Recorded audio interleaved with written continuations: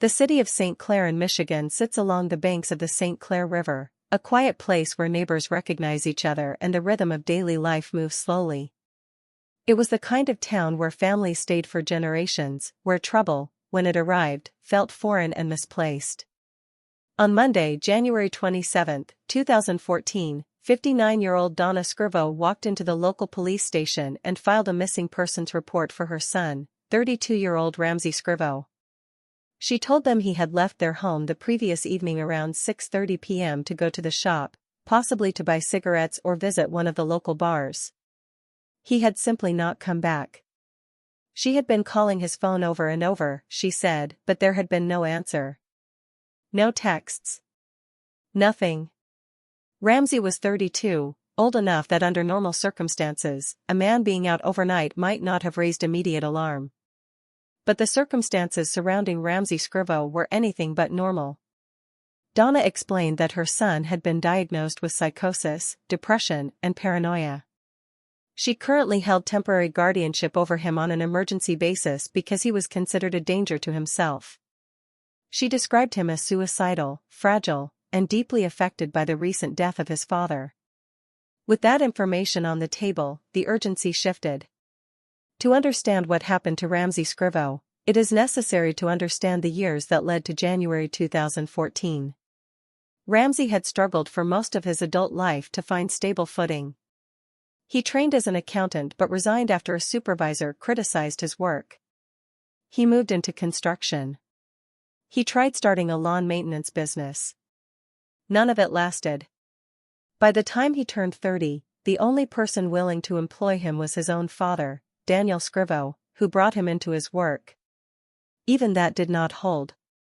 Ramsay faced charges of assault, trespassing, and reckless driving following a brawl at a bar. His behavior grew increasingly erratic. At one point, he had a crown removed from his tooth because he believed someone had planted a speaker inside it. He was developing problems with drugs and alcohol, and Donna later revealed that he had stolen some of his father's morphine. The family had endured a brutal stretch. Donna suffered a heart attack. She beat cancer. Daniel, her husband of 25 years, was battling hepatitis C that would eventually claim his life. On May 15, 2013, Daniel Scrivo died. And for Ramsay, who had always been closest to his father, the loss was devastating in a way that those around him could see but not fully reach. Daniel had been the protector, the one who always had Ramsay's back. Donna had been the disciplinarian. With Daniel gone, the balance that had held the family together for decades simply collapsed. The very next day after Daniel's death, Donna petitioned the court to hospitalize Ramsay following what appeared to be a complete nervous breakdown. Ramsay consented to the hospitalization. The court agreed. A few weeks later, he told the court he planned to end the guardianship in 6 months.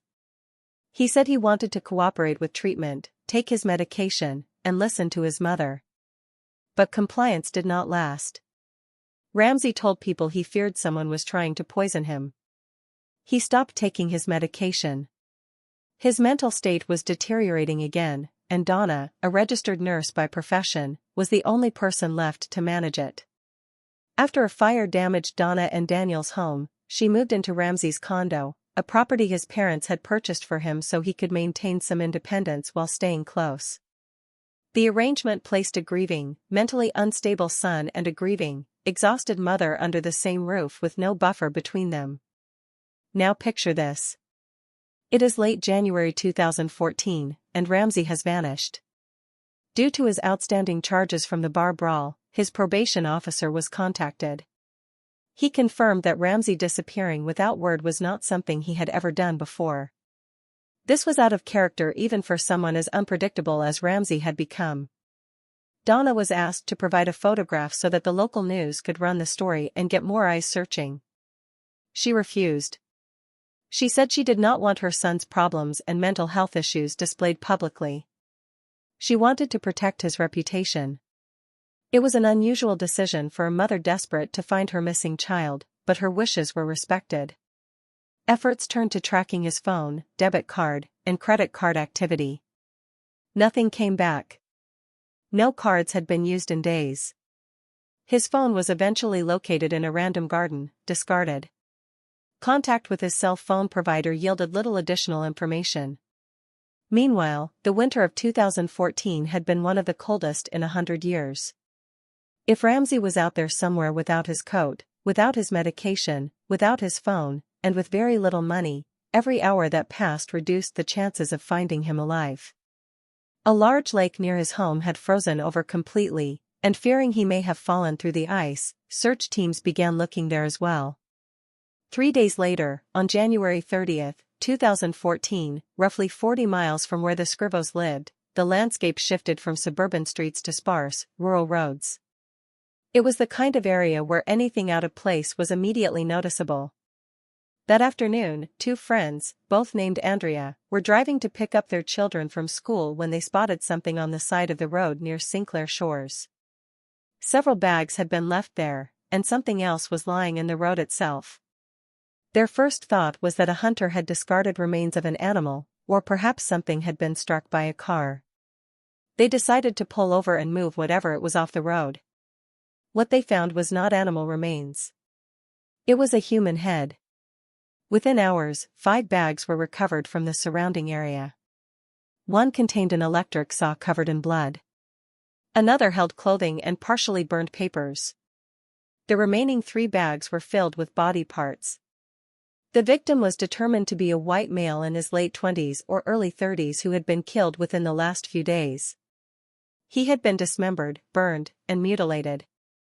Because the bags were found 40 miles away from St. Clair, in a different jurisdiction, the connection to Ramsay Scrivo's disappearance was not made immediately. The 2 investigations ran in parallel without knowing they were the same case. A witness near the dump site reported seeing a woman in a light-colored SUV dropping the bags at the roadside. The assumption at the time was that someone was illegally dumping trash.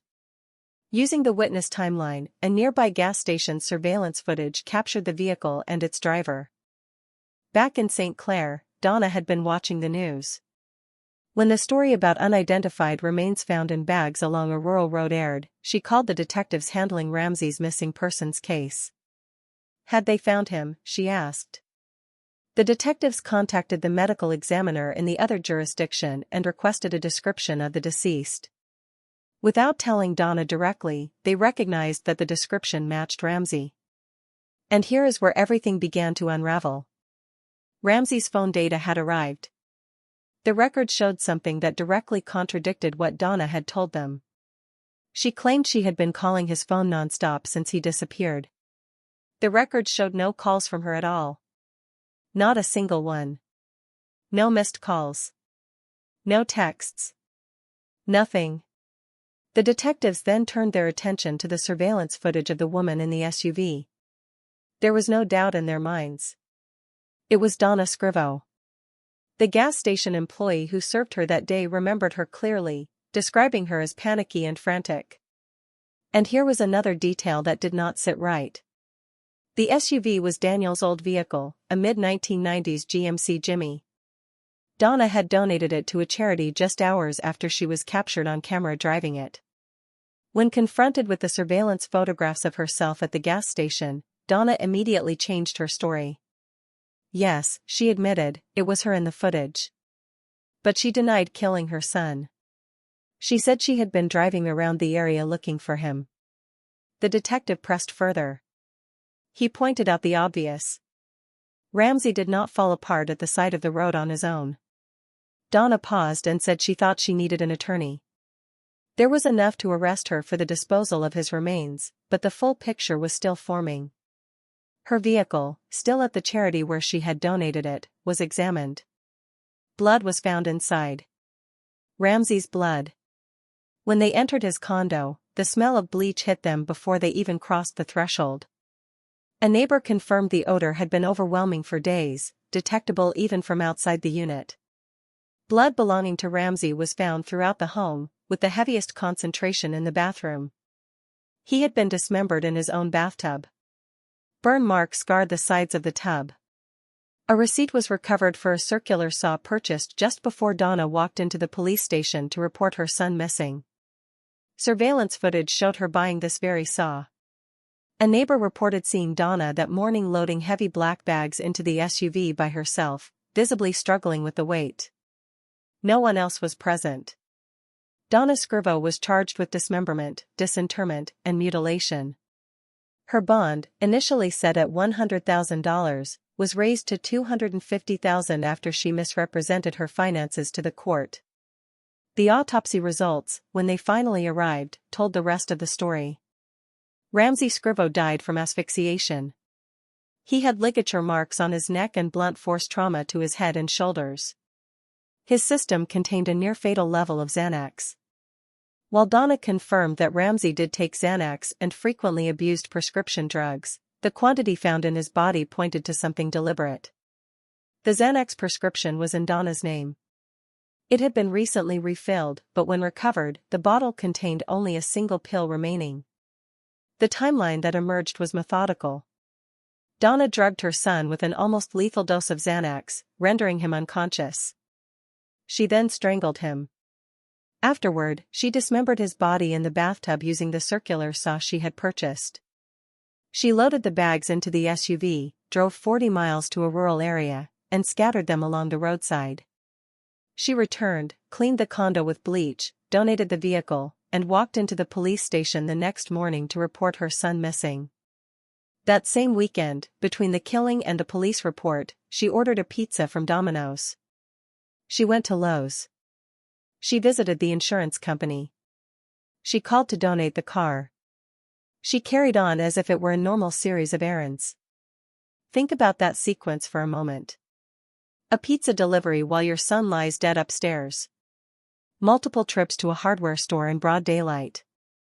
A visit to the police to file a report about the very person you just killed. Either this was a woman so detached from reality that none of it registered, or it was a woman so calculated that every step was part of a larger plan. The fire at Donna and Daniel's house also came under renewed scrutiny. She had told her insurance company that no one was home when the fire broke out. Fire department records told a different story. Not only was Donna home, but Ramsay was asleep in the basement, just feet from where the fire originated. He escaped safely, but the question lingered. Had this really been an accident, or had it been an earlier attempt at something far worse? At trial in May 2015, Donna introduced an entirely new story. She claimed she had come home to find a masked intruder standing over Ramsay's body. This man, she said, had bound her, held her hostage, and forced her to buy the saw, load the bags, and dispose of the remains. She said she had been too afraid to tell anyone because the man threatened to kill her and the rest of her family. In over a year of interviews and conversations with detectives, none of this had ever been mentioned. The prosecution dismantled her story piece by piece. She had been at a police station with officers standing feet away while the supposed intruder allegedly sat in her car in the parking lot. She had been at the gas station, face to face with a cashier, while her son's remains were supposedly in the vehicle behind her. She had spoken to family members and friends during the days following the murder. At no point, in any of these interactions, did she ask for help. She did not call the police. She did not whisper a word to anyone. She did not try to escape. The prosecution asked her why she did not sacrifice herself to save her son, to protect the nieces and nephews who sat in that courtroom. Her answer was that she did everything to protect the rest of her family by following the intruder's instructions.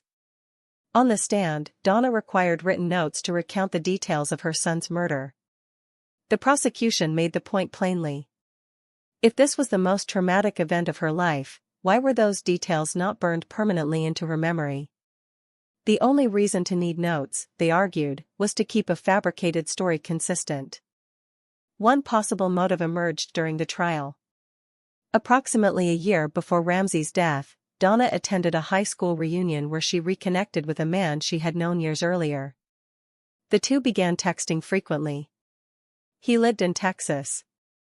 They shared a great deal in common, including the recent loss of their spouses. With Ramsay under her court-ordered guardianship, Donna may have felt trapped in a situation she could not legally walk away from. Ramsay did not want to move to Texas. He did not want to consider it. The guardianship made it difficult for Donna to simply leave. Removing her son from the picture entirely would have freed her to start a new life elsewhere. Her defense countered that this was speculation.